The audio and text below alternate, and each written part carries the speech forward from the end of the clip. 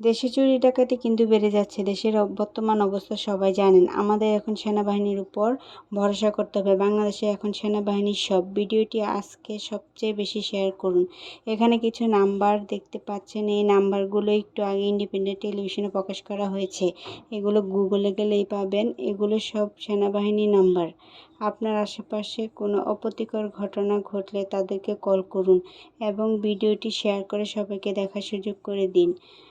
আশেপাশের সেনা camp phone দিয়ে তাদেরকে জানালে তারা দ্রুত এসে সেটা সমাধান করবে। বিশেষ করে রাতের বেলায় আপনারা বেশি সতর্ক থাকবেন। সবাই একে অপরকে পাশে দাঁড়াতে হবে। আর আজকে যেমন আমাদের বাসায় দিনের বেলাতে কিছু মানুষ এসে কেচি ধাক্কাইতেছিল জোরে জোরে করে।